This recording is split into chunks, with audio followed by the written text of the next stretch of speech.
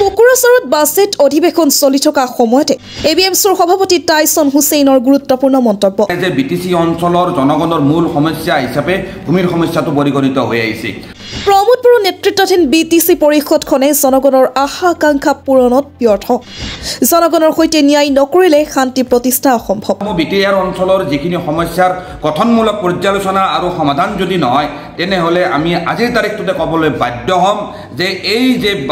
বিধানসভাৰ অধিৱেশন কোকৰাঝাৰত অনুষ্ঠিত কৰিছে এয়া ঢাকঢোল আৰু এক চমকহে কিন্তু হৈ ৰ'বগৈ। বিটিআৰ জনগণৰ সমস্যা পৰ্যালোচনা আৰু সমাধান নকৰিলে বিধানসভা অধিৱেশন কোকৰাঝাৰত অনুষ্ঠিত কৰাটো এক চমকহে হৈ ৰ'বগৈ। বিটিচিত হোৱা নাই ভূমি জৰীপ, লাখ লাখ পৰিয়ালৰ নাই ভূমি পট্টা। বিটিচি চুক্তিৰ 4.3 দফা অনুসৰি 2003 চনৰ 10 ফেব্ৰুৱাৰীৰ আগৰে পৰা বিটিআৰত বসবাস কৰা প্ৰতিটো পৰিয়ালক ভূমি পট্টা প্ৰদানৰ দাবী। গোষ্ঠী সংঘৰ্ষত ক্ষতিগ্ৰস্ত পৰিয়ালসমূহক ক্ষতিপূৰণ আৰু পুনৰ সংস্থাপনৰ দাবী। লাফিকুল ইছলাম আহমেদৰ হত্যাকাৰী গ্ৰেপ্তাৰৰ দাবী সহজৰে উত্থাপন এবিএমচিৰ। বিটিআৰ চুক্তি অনুসৰি বিটিআৰৰ সকলো মাধ্যমৰ অপ্ৰাদেশিকৃত বিদ্যালয় আৰু মহাবিদ্যালয় প্ৰাদেশিকৰণৰ দাবী। সংগ্ৰামী জনগণে নিৰৱচ্ছিন্ন সংগ্ৰামৰ মাজেৰে আহৰণ কৰা স্বাধীনতাৰ যৌক্তিক প্ৰাপ্তি আমাৰ দেশৰ পবিত্ৰ সংবিধানৰ যি ষষ্ঠ অনুসূচীৰ ব্যৱস্থা 2003 চনৰ 10 ফেব্ৰুৱাৰী তাৰিখে আমাৰ এই অঞ্চলত বিটিচি চুক্তিৰ জৰিয়তে বলবৎ কৰা হৈছিল আৰু সেই সময়ৰ আগৰে পৰা বা সেই সময়ৰ পৰা আৰম্ভ কৰি বিভিন্ন ঘাত প্ৰতিঘাত হত্যা হিংসা বোমা বাৰুদৰ মাজেৰে বাট কৰি বাই আহি আমাৰ এই অঞ্চলটোৱে আজিৰ এই সময় পাইছে। আজিৰ দিনটোত অসমৰ ৰাজধানীৰ বাহিৰত প্ৰথমবাৰৰ বাবে বিধানসভাৰ অধিৱেশন কোকৰাঝাৰৰ বিটিচি যিটো সচিবালয়ত অনুষ্ঠিত হৈ আছে এই যি ব্যৱস্থা চৰকাৰে গ্ৰহণ কৰিছে এই ব্যৱস্থাক আমি এবিএমচি আদৰণি জনাইছোঁ। তাৰ সমান্তৰালভাৱে আজি সংবাদ মাধ্যমৰ জৰিয়তে চৰকাৰৰ উদ্দেশ্যে আমি কিছু বিষয় উত্থাপন কৰিব বিচাৰিছোঁ। যি বিষয়সমূহ যদি সমাধান কৰা নহয়, যি সমস্যাসমূহ বিটিআৰ অঞ্চলৰ যিখিনি সমস্যাৰ গঠনমূলক পৰ্যালোচনা আৰু সমাধান যদি নহয় তেনেহ'লে আমি আজিৰ তাৰিখটোতে ক'বলৈ বাধ্য হ'ম যে এই যে বিধানসভাৰ অধিৱেশন কোকৰাঝাৰত অনুষ্ঠিত কৰিছে এয়া ঢাকঢোল আৰু এক চমকহে কিন্তু হৈ ৰ'বগৈ।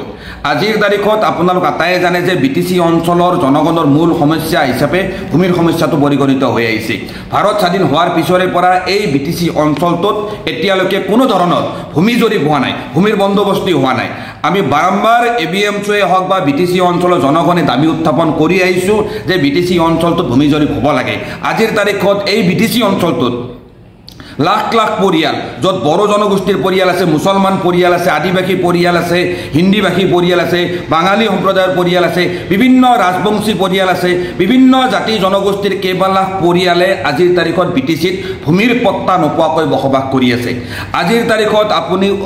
বিটিচি অঞ্চলৰ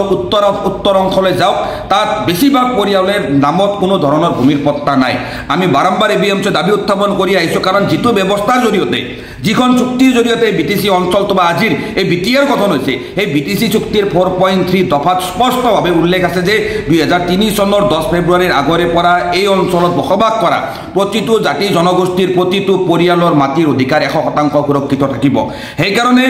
আজি 17 ফেব্ৰুৱাৰী যিদিনাখন কোকৰাঝাৰত আমাৰ অসমৰ বিধানসভাৰ বাজেট অধিৱেশন অনুষ্ঠিত হৈছে এই দিনটোত এবিএমচি আকৌ সজোৰে দাবী উত্থাপন কৰিছোঁ যে বিটিচি চুক্তিৰ 4.3 দফা অনুসৰি বিটিচি অঞ্চলত 2003 চনৰ 10 ফেব্ৰুৱাৰীৰ আগৰে পৰা যিখিনি পৰিয়াল যিখিনি মাটিত এতিয়ালৈকে ভূমি পট্টা নোপোৱাকৈ বসবাস কৰি আছে সেই পৰিয়ালসমূহ শীঘ্ৰেই এক পূৰ্ণাংগ আইনী ভূমি জৰীপৰ জৰিয়তে ভূমি পট্টা প্ৰদানৰ ব্যৱস্থা কৰক। তাৰ সমান্তৰালভাৱে আপোনালোক আটায়ে জানে যে বিটিচি অঞ্চলটোত বিভিন্ন অজনজাতি মানুহৰ কিনা বেচাৰ অনুমতিৰ ক্ষেত্ৰত বিভিন্ন জটিলতা দেখা গৈছে। সেয়েহে আমি এবিএমচি দাবী উত্থাপন কৰিছোঁ যে বিটিচি অঞ্চলত আইনীভাৱে যিখিনি কিনা বেচাৰ অনুমতি বা যিখিনি কিনা বেচাৰ অধিকাৰ এই বিটিচি অঞ্চলৰ ৰাইজে পাব লাগে সেই অধিকাৰত যাতে কোনো ধৰণৰ জটিলতা সৃষ্টি কৰা নহয়, এই গতিশীল পৰ্যায়ৰ মাজেৰে বিটিচিৰ ভূমি সমস্যাৰ সমাধান কৰিব লাগে। তাৰ সমান্তৰালভাৱে আপোনালোক আটায়ে জানে যে 1993 চনৰ পৰা আৰম্ভ কৰি 2014 চনলৈকে বিটিচি অঞ্চলত কেইবাটাও নৃগোষ্ঠীয় সংঘৰ্ষৰ ঘটনা সংঘটিত হৈ গৈছিল। এই গোষ্ঠীগত সংঘৰ্ষত এই নৃগোষ্ঠীয় সংঘৰ্ষত এই বিটিচি অঞ্চলৰ হেজাৰ হেজাৰ পৰিয়াল ইণ্টাৰনেলি ডিছপ্লেচ হৈছিল, আভ্যন্তৰীণভাৱে বিচ্ছুৰিত হৈছিল। আৰু আজিৰ তাৰিখলৈকে 1993 চনৰ পৰা আজিৰ তাৰিখলৈকে বৰ্তমান বিটিচি অঞ্চলৰ পৰা বিভিন্ন পৰিয়াল নিজৰ ঘৰ বাৰী এৰি পলাই গৈ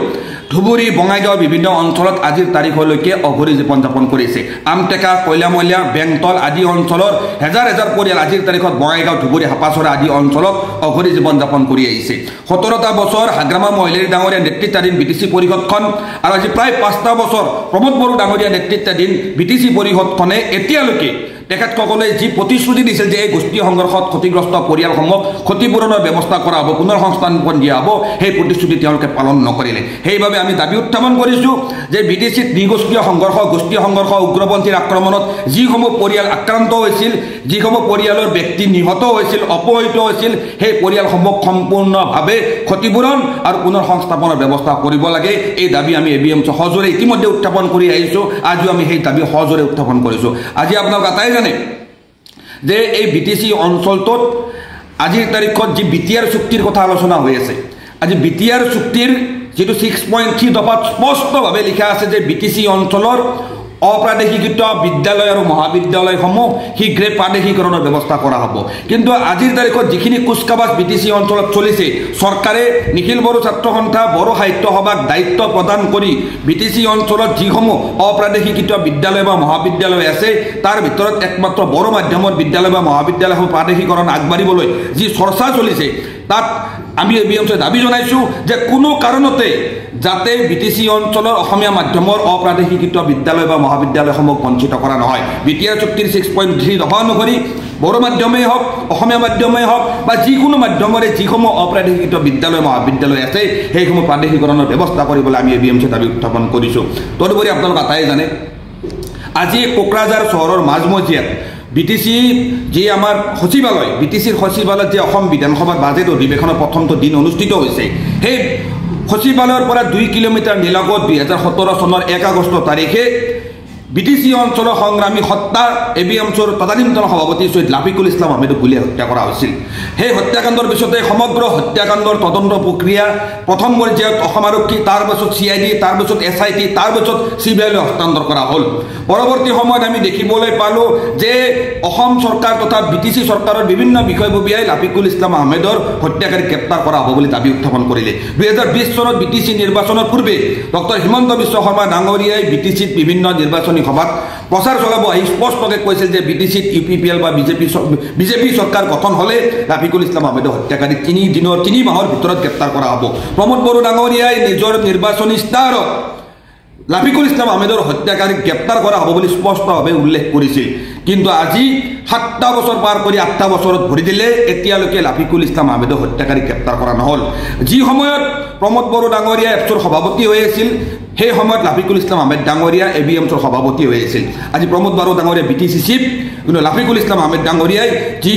যি সচিবালয়ত BTC চিফ হৈ প্ৰমোদ বড়ো বহি আছে সেই সচিবালয়ৰ পৰা 2 কিলোমিটাৰ নিলগত প্ৰাণ আহুতি দিব লগা হ'ল আৰু সেইজন লাফিকুল ইছলাম আহমেদে এতিয়ালৈকে ন্যায় নাপালে তাৰ মানে BTC অঞ্চলৰ সৰ্বস্তৰৰ জনগণৰ লগত অন্যায় কৰা হ'ল হয় আজিৰ তাৰিখত BTC অঞ্চলটোত বন্দুক বাৰুদ গুলি বোমাৰ কমিছে সেই হ্ৰাস পাইছে উগ্ৰপন্থী সমস্যাৰ সংখ্যা হ্ৰাস পাইছে কিন্তু বিটিচি অঞ্চলৰ জনগণৰ লগত যদি ন্যায় প্ৰতিষ্ঠা কৰা নহয় তেনেহ'লে শান্তি প্ৰতিষ্ঠা হোৱাটো অসম্ভৱ সেইকাৰণে ABM স্পষ্টকৈ দাবী জনাইছোঁ যে বৰ্তমানৰ বিটিচি পৰিষদখন প্ৰমোদ বড়ো ডাঙৰীয়া নেতৃত্বাধীন যিখন বিটিচি পৰিষদ সেই পৰিষদখনে বিটিচি অঞ্চলৰ সৰ্বস্তৰৰ জনগণৰ আশা আকাংক্ষা পূৰণ কৰাত ব্যৰ্থ হোৱা যেন আমাৰ অনুভৱ হৈছে আমি ABM স্পষ্ট কৰি দিব বিচাৰিছোঁ যে এই অঞ্চলৰ জনগণৰ সৰ্বাংগীন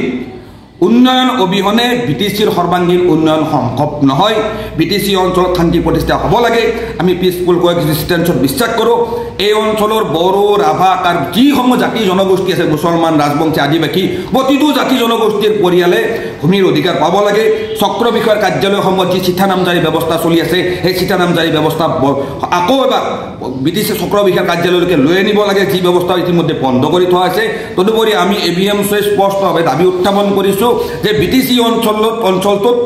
2003 চনৰ 10 ফেব্ৰুৱাৰীৰ আগৰে পৰা যিখিনি ঠাইত যিখিনি পৰিয়াল এতিয়ালৈকে ভূমিপট্টা নোপোৱাকৈ বসবাস কৰি আছে প্ৰতিটো পৰিয়ালক 100% ভূমিপট্টা প্ৰদানৰ ব্যৱস্থা কৰিবলৈ ABM দাবী জনাইছোঁ